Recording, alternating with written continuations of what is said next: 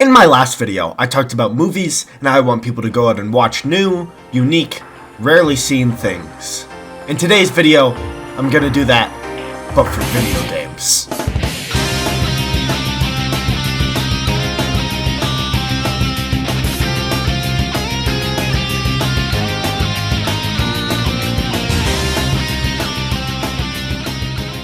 Video games are harder to talk about because when I show you a shot from 2001, I can tell you objective reasons why this shot is good.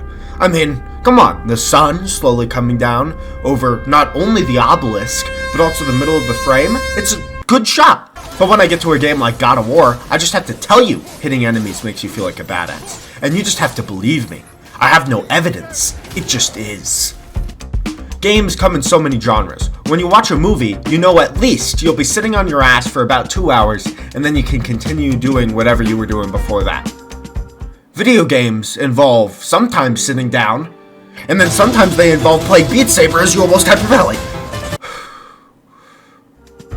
This makes video games possibly much more polarizing than a movie, but it also allows for deeper, more interesting, and more unique storytelling. An example is Metal Gear Solid 2. You're playing the game as normal, you know, being a spy, feeling like a badass, and then suddenly...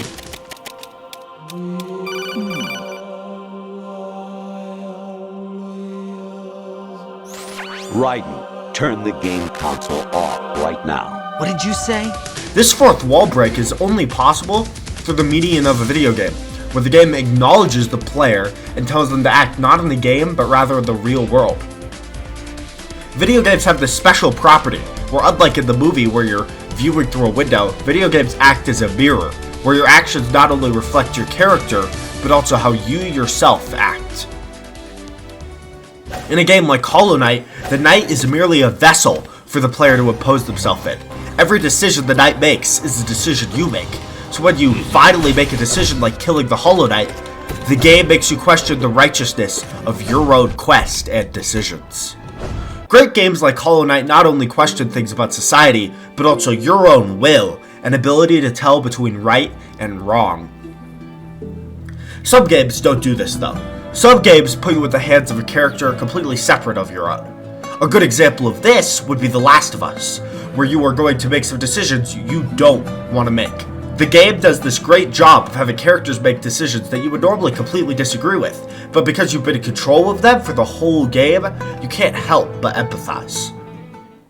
Look, not all games are completely built on story. There are some games with great gameplay, and a story that is not so great. But that's fine, as not all art needs to tell a great story. Some art just needs to make you feel something. Climbing a cliff in Zelda, killing a monster in Zoom, or completing just the right jump in Celeste. All of these moments have nothing to do with the story, but completing them gives sometimes more satisfaction than watching even the greatest movies.